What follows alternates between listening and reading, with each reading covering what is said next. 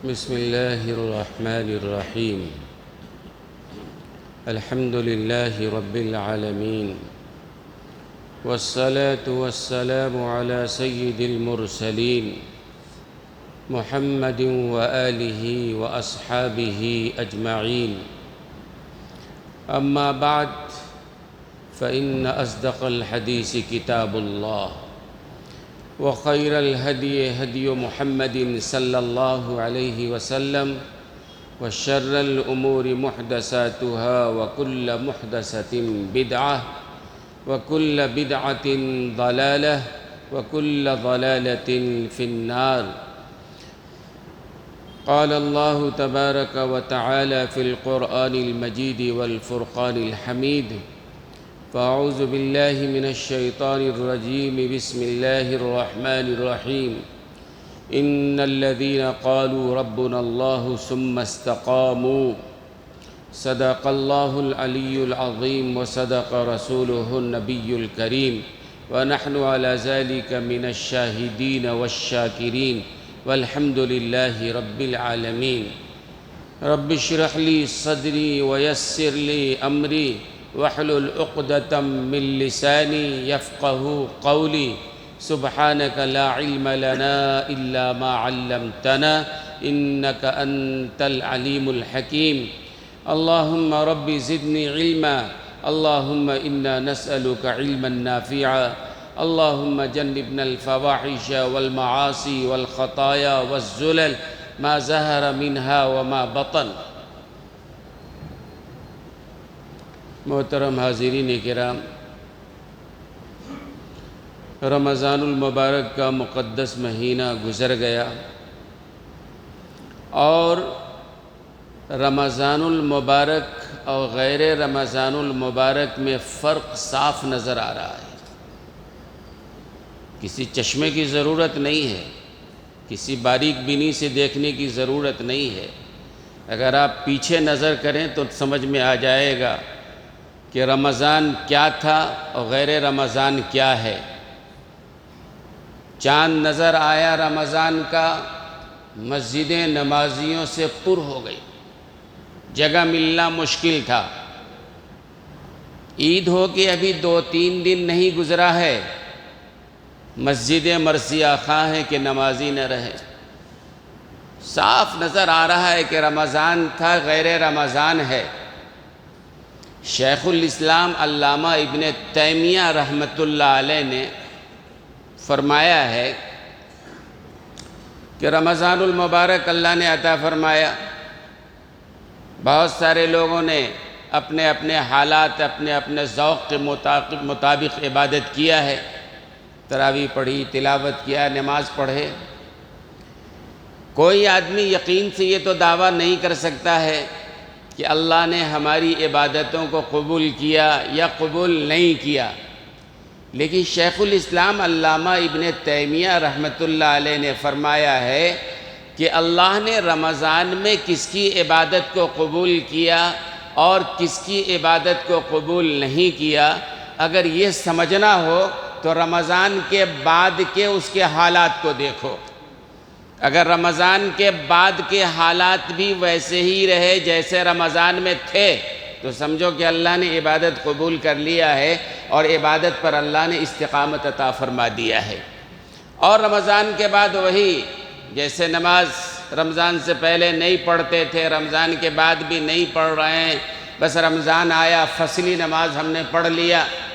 کئی طرح کے نمازی ہوتے ہیں نا، اصلی نمازی ہوتے ہیں، فصلی نمازی ہوتے ہیں، نقلی نمازی ہوتے ہیں، 8 کے نمازی ہوتے ہیں، کھاٹ کے نمازی ہوتے ہیں، 360 کے نمازی ہوتے ہیں، ہے نا، سنا ہے نا آپ نے۔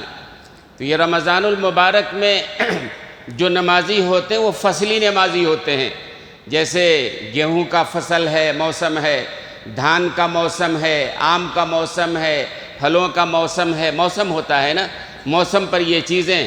ایسی رمضان کا موسم آیا، نماز پڑھنے کے لیے نمازی مسجد میں آ گئے، رمضان ختم ہوا، شوال کا چاند نظر آیا، پھر نمازی بھی غائب ہو گئے۔ یہ کون سے نمازی ہیں؟ فصلی نمازی ہیں۔ رمضان میں اجر و ثواب کا موسم تھا، فصل تھا، آ گئے، شیطان کو اللہ نے قید کر دیا تھا، آ گئے، نماز پڑھ لیا، اور جیسی رمضان ختم ہوا شیطان آزاد ہوئے، یہ پھر قید میں چلے گئے، پھر شیطان نے قید کر لیا ہے۔ مسجدیں خالی ہیں، عام نمازوں میں بھی، جمعہ میں بھی، دوسرے اوقات میں بھی آپ دیکھیں تو اس لیے علامہ شیخ الاسلام ابن تیمیہ رحمۃ اللہ علیہ نے فرمایا کہ کس کے رمضان کی عبادت کو اللہ نے قبول کیا، کس کے نہیں کیا، علامت یہ بتایا کہ رمضان کے بعد بھی اس کے حالات ویسے ہی رہے جیسے رمضان میں تھے، اللہ کا شکر ادا کرو، اللہ نے عبادت قبول کر لیا۔ اگر رمضان کے بعد وہی بے ڈھنگی چال جیسے پہلے تھے، نماز پڑھے نہیں پڑھے، بالکل جمعہ میں آ گئے 2 رکعت پڑھنے کے لیے، گویا کہ ایک بوجھ اتارنے کے لیے، ظاہر سی بات ہے یہ تو اللہ کا حق نہیں ہے نا، یہ جمعہ کا حق نہیں ہے نا۔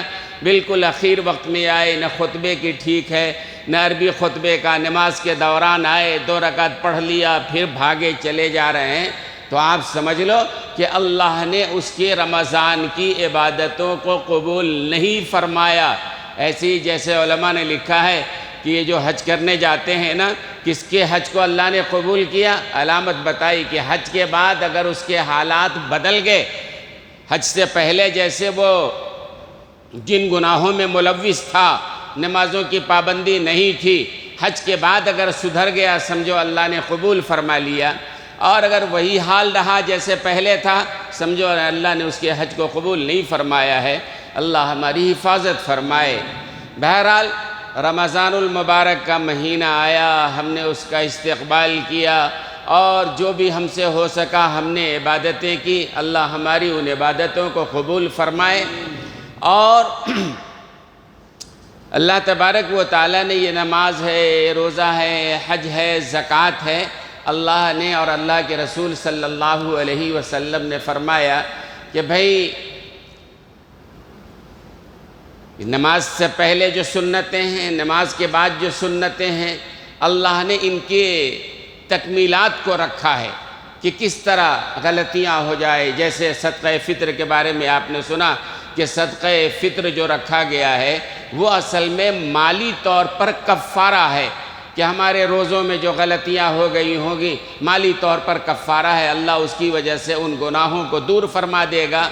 علماء نے لکھا ہے کہ عملی کفارہ بھی ہے، ایک مالی کفارہ ہے، آپ نے صدقہ فطر دے دیا، غریبوں کے لیے عید کے دن کا انتظام ہو گیا، اور ساتھ ہی ساتھ جو ہے وہ کفارہ گناہوں میں جو روزے میں جو غلطیاں ہوئی ہیں اس کا کفارہ ہوا۔ اور ایک عملی کفارہ بھی ہے۔ عملی کفارہ کیا ہے؟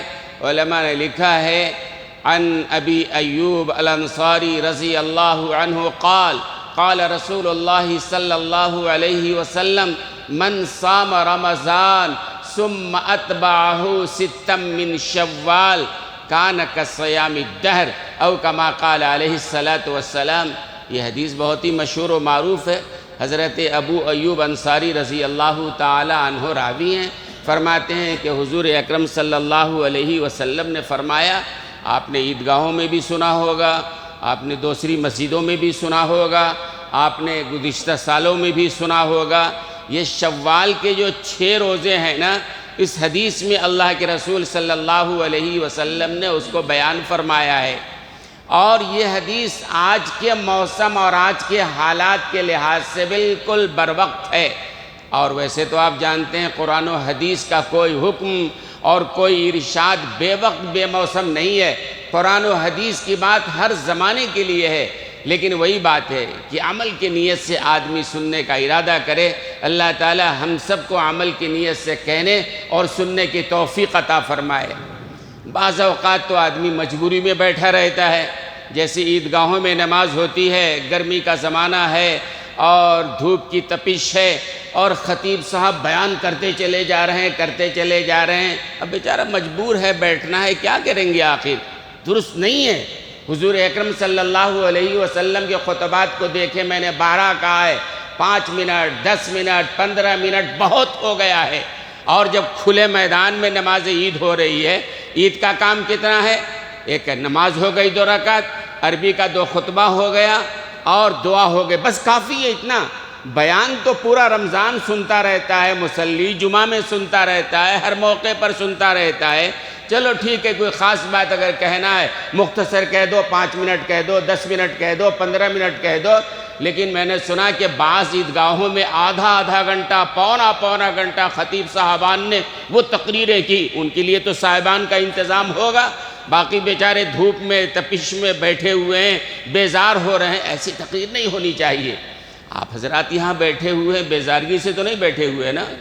آپ کہیں نہ کہیں مجھے معلوم ہے، اس لیے کہ یہاں تو خیر الحمدللہ اے سی بھی آن ہے، فین بھی آن ہے، کارپیٹ بھی بہتر ہے، اور آپ آئے ہیں وہ خوشی سے آئے ہیں، اپنی مرضی سے آئے ہیں، سننے کے لیے آئے ہیں۔ جن کو نہیں آنا ہے وہ اخیر میں آئیں گے، ان کی بات چھوڑیے۔ تو ہم لوگ بہرحال آئے ہیں اس لیے کہ اللہ اس کے رسول کی بات کو سنے، اور جب دل کے ارادے سے آدمی سنتا ہے تو اللہ عمل کی توفیق عطا فرماتا ہے۔ تو میں نے کہا کہ عملی کفارہ، ہم نے رمضان میں جو روزہ رکھا ہے، جو عبادتیں کی ہیں، ایک تو مالی کفارہ صدقہ فطر ہو گیا۔ عملی کفارے کے بارے میں سرکار دو عالم صلی اللہ علیہ وسلم نے فرمایا ہے کہ من صام رمضان، جس نے رمضان کا روزہ رکھا، ثم اتبعہ ستا من شوال، اور پھر اس کے بعد اس نے 6 روزے شوال کے رکھے، کانت کے صیام الدہر، ایسا ہے جیسے اس نے زمانے بھر روزہ رکھا، گویا ہمیشہ روزے دار رہا۔ علماء نے کہا، بعض حضرات نے اس کا ترجمہ کیا کہ شوال کے 6 روزے جو رکھ لیتا ہے، گویا اس کو سال بھر کے روزے کا ثواب ملتا ہے، سال بھر کے روزے کا ثواب۔ کیسے؟ اس لیے کہ قرآن کریم میں ہے من جاء بالحسنۃ فلہ 10 امثالھا، کہ اللہ تعالیٰ نیکیوں پر 10 گنا اجر عطا فرماتے ہیں۔ تو آپ نے رمضان کا 1 مہینہ رکھا، 10 گنا عطا فرمائیں گے تو 10 مہینہ ہو گیا۔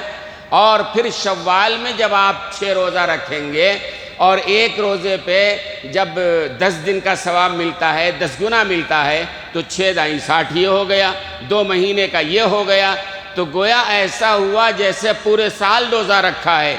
لیکن امام ابو حنیفہ رحمۃ اللہ علیہ فرماتے ہیں کہ ہم نے دہر کے معنی سال کہیں نہیں دیکھا ہے۔ یہ حضرات فقہائے کرام جو مسائل کو نکالتے ہیں نا، وہ اصل میں دیکھتے ہیں کہ ایسے ہی نہیں کہ بھئی یہ جو دہر کا لفظ آیا ہے حدیث میں، دہر کے معنی سال کے نہیں ہوتے ہیں کہ ہم کہہ دیں کہ 1 سال کے روزے کا ثواب ملتا ہے، بلکہ دہر کے معنی کیا آتے ہیں؟ هل اتى على الانسان حين من الدہر لم یکن شیئا مذکورا، ایک لمبے زمانے کو کہا جاتا ہے دہر۔ دہر جو ہے نا صدی کو، ایک لمبے زمانے کو کہا جاتا ہے۔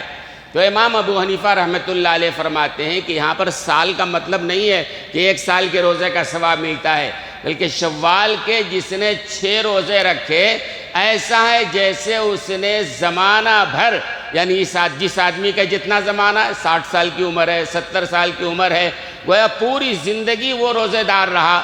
چونکہ دہر کے معنی ہوتے ہیں زمانے کے، تو مطلب یہ ہوا کہ ایک آدمی رمضان کا روزہ رکھتا ہے، زندگی بھر رکھتا ہے، تو 1 مہینے کا بدلہ 10 مہینہ ہو گیا۔ شوال کے 6 رکھ لیے، اس کا بھی ثواب اللہ تعالیٰ پڑوس کی وجہ سے، رمضان کا پڑوس ہے نا، اس پڑوس کی وجہ سے اللہ تعالیٰ اس میں بھی زیادہ ثواب عطا فرماتے ہیں۔ تو 6 کا 60 یہ ہو گیا۔ اب اس طرح ہو گیا پورے 12 مہینے، اور جو آدمی ہر سال یہ کام کرتا رہے تو گیا پورا زمانہ، پوری زندگی وہ روزے دار رہا، صائم الدہر رہا، یہ مطلب ہے۔ تو بڑی فضیلت ہے اس کی۔ علماء نے لکھا ہے کہ یہ ضروری نہیں ہے کہ آپ عید کے دوسرے دن ہی وہ روزہ شروع کر دیں، بلکہ یہ اختیار ہے، چاہے تو آپ ایک ساتھ 6 روزہ شوال میں کبھی بھی رکھ لیں، یا چاہیں تو آپ الگ الگ رکھ لیں، ایک ایک کر کے، 1 پھر 2 پھر 3 الگ الگ رکھ سکتے ہیں آپ شوال کے مہینے میں۔ جن حضرات نے یہ کہا، بھائی ظاہر سی بات ہے شوال کی 1 تاریخ کو تو روزہ حرام ہے، دوسری تاریخ سے آپ بات کریں۔ کوئی چاہے اگر دوسری شوال سے، بھئی رمضان میں ہم نے روزہ رکھا تھا، ایک عادت پڑ گئی ہے سحری کی، افطاری کی، روزہ رکھنا آسان ہے، چلو دوسرے شوال سے روزہ رکھا، اور مسلسل رکھے تو رکھنا آسان ہو جاتا ہے، ذہن بن جاتا ہے۔ لیکن علماء نے اجازت دی ہے، کوئی آدمی اگر دوسرے شوال سے نہیں رکھا ہے تو شوال کے مہینے میں کبھی بھی رکھ لے، ایک ساتھ رکھ لے یا الگ الگ رکھ لے، بہرحال اس کو اس کا ثواب ملتا ہے۔ اور آج جو حالات ہمارے سامنے ہیں، پورے ملک کے حالات ہمارے سامنے ہیں، اور حالات ایسے ہیں کہ بڑے پریشان کن حالات ہیں، اور ایسے حالات بن رہے ہیں کہ مسلمان مایوس ہوتا چلا جا رہا ہے۔ ہمارا کیا بنے گا، ہمارے بچوں کا کیا ہوگا، آنے والی نسلوں کا کیا ہوگا، مسلمانوں کا کیا ہوگا۔ مدرسوں کو ڈھایا جا رہا ہے، مسجدوں کو گرایا جا رہا ہے، اس پر بھگوا جھنڈے لہرائے جا رہے ہیں، مسلمانوں کو معاشی طور پر بھی برباد کیا جا رہا ہے، اور دوسرے اعتبار سے ہر محاذ پہ مسلمان پریشان ہے۔ لیکن دوستو اور بزرگوں، ایک بات ذہن میں آپ رکھیں کہ حالات چاہے جیسے بھی ہوں، مسلمان حالات سے کبھی مایوس نہیں ہوتا ہے، مسلمان کبھی بھی حالات سے مرعوب نہیں ہوتا ہے۔ یہ حالات ہیں، یہ آندھیاں ہیں، یہ طوفان ہیں، اس سے کوئی فرق نہیں پڑتا ہے۔ ہم ثابت قدمی کے ساتھ دین پر اگر جمے رہیں، ایمان پر جمے رہیں، تو اللہ کی غیبی مدد آئے گی۔ لیکن ایمان پر جمیں تو نا، نماز پہ جمیں تو نا، شریعت کے احکام پر جمے رہے اگر، تو اس کے پہلے بھی صحابہ کرام کو ہی لے لیجئے آپ، اور صحابہ کرام سے آگے بڑھ کے انبیاء کرام کو آپ لے لیجئے۔ انبیاء کرام تو اللہ تعالیٰ کے مقدس بندے ہوتے ہیں نا، اور اللہ نے نبوت کے لیے جن کو منتخب کیا ہوتا ہے، براہ راست اللہ کا انتخاب ہوتا ہے، اور اللہ کا انتخاب ایسے ویسے کا تو نہیں ہوگا نا، ہے نا بھائی۔ حضرت یوسف علیہ السلام کی مثال ہمارے سامنے ہے، خود نبی بننے والے ہیں، ان کے والد نبی ہیں، ان کے دادا نبی ہیں، ان کے دادا کے بھائی نبی ہیں، ان کے پردادا حضرت ابراہیم علیہ السلام وہ خود نبی ہیں، پورا خاندان نبی ہے، 4 نسلوں تک نبی ہے، خود نبی بننے والے ہیں۔ لیکن اللہ نے آزمایا نہیں آزمایا ان کو، کنویں میں ڈلوایا اللہ نے، مصر کے بازار میں فروخت کروایا اللہ نے، اور مصر کے قید خانے میں تقریباً 12 سال وہ رہے، آزمایا اللہ نے۔ کوئی کہے کہ بھئی قصور کیا تھا، اللہ کا ایک اصول ہے، اللہ آزماتے ہیں، ٹھوک بجا کے دیکھتے ہیں کتنا اس کے اندر ایمان ہے، کتنا صبر ہے۔ اللہ آج ہمارا بھی امتحان لے رہے ہیں، اور امتحان اللہ لیتے ہیں اپنوں کا، دوسروں کا نہیں لیتے ہیں۔ جو اللہ کے جتنے قریب ہوتا ہے نا، اشد الناس بلان الانبیاء امثل فلمثل حدیث میں ہے، سب سے زیادہ مصیبتیں آئی ہیں نبیوں پر۔ کیوں؟ وہ اللہ کے نافرمان تھے، اللہ کے تو مقرب تھے نا وہ، لیکن اللہ نے ان کو زیادہ آزمایا ہے، جھجھورا ہے اللہ نے ان کو۔ حضرت یوسف علیہ السلام کی مثال، پورا خاندان نسل در نسل نبی ہیں، لیکن اس کے باوجود کنویں میں ڈلوایا، مصر کے بازار میں فروخت کروایا، پھر اس کے بعد قید خانے میں ڈلوایا، ہے نا حالات، صبر و برداشت کرتے رہے، اللہ کی مدد آئی ہے۔ اور پھر اس کے بعد دیکھ لیجئے، جو لوگ ایمان لائے ہیں شروع میں، سرکار دو عالم صلی اللہ علیہ وسلم کے ہاتھوں پر صحابہ کرام کے آزمائش ابتلا کے واقعات کتابوں میں ہے۔ آج تو ہم مسلمان ہو گئے، بس اللہ اکبر۔ حضرت بلال حبشی کے بارے میں ہے، امیہ جو اس کا آقا تھا، حضرت بلال حبشی غلام تھے، وہ مارتا تھا، مکے کے ریت گھسٹواتا تھا، اور اس کے بعد اس تپتے ہوئے ریت پر لٹا کر بھاری پتھر سینے پر ڈال دیتا تھا کہ ہلنے نہ پائے۔ اب وہ تپتا ہوا ریت ہے، اس کے اوپر لٹا دیا گیا ہے، سینے پہ بھاری پتھر رکھا گیا ہے، مارا پیٹا جا رہا ہے، اور مطالبہ کیا ہے؟ حضرت بلال حبشی سے امیہ کا مطالبہ ہے کہ محمد الرسول اللہ کو چھوڑ دو، ان کا نام لینا چھوڑ دو، اور آ جاؤ جو تمہارا پچھلا دین تھا۔ لیکن حضرت بلال حبشی نے سب کو برداشت کیا، ہر حال میں زبان سے احد احد، اللہ ایک ہے، اللہ ایک ہے، ایمان سے ہٹنے کے لیے تیار نہیں ہے۔ تو اللہ تعالیٰ جب یہ حالات پیدا ہوتے ہیں تو ایمان کی حلاوت اور لذت اللہ عطا فرما دیتے ہیں۔ اور اللہ کسے آزماتا ہے؟ جو جتنا قریب ہو اللہ اس کو آزمائے۔ لیکن دوستو اور بزرگوں، جب مسلمان جم گئے دین پر، ایمان پر، اللہ کے سامنے سجدہ کرنے والے، اللہ سے مانگنے والے، رونے گڑگڑانے والے، اور اللہ پر بھروسہ اعتماد کر کے میدان عمل میں آنے والے، تو اللہ کی مدد آئی۔ اللہ نے فرشتوں کو اتارا ہے، اس لیے اللہ کا اصول ہے کہ آپ پہلے درست ہو جائیں۔ اس لیے دوستو اور بزرگوں، یہ تو بنیادی چیز ہے نماز تو کوئی، یہ تو بہت بنیادی چیز ہے، ہر مسلمان کو اس پر عمل کرنا ہے۔ تو آپ دیکھ رہے ہیں کہ یہ فصلی نمازی جو تھے رمضان ختم ہو گیا، نمازیں ختم ہو گئی۔ ایک نقلی نمازی ہوتا ہے نقلی نمازی اس کو کہیں گے کہ نماز تو پڑھ رہا ہے، نماز پڑھنا اسے نہیں آتا ہے۔ امام کے پیچھے کھڑا ہو گیا، جیسے امام اٹھ بیٹھ کر رہا ہے وہ بھی کر لیتا ہے۔ کبھی الگ اگر نماز پڑھ رہا ہو، آپ دیکھیے کبھی کبھی میں بیٹھ کے مشاہدہ کرتا ہوں، جو بعد میں لوگ نماز پڑھنے کے لیے آتے ہیں نہ ان کو ہاتھ باندھنے کا صحیح طریقہ معلوم ہے، کوئی اس طرح باندھے ہوا ہے، کوئی اس طرح باندھے ہوا ہے، کچھ طرح سے نمازوں کو دیکھیں، سجدے کو دیکھیں۔ تعدیل ارکان واجب ہے، اللہ کی بدے نماز زندگی بھر پڑھنا ہے، ہر مومن کو پڑھنا ہے۔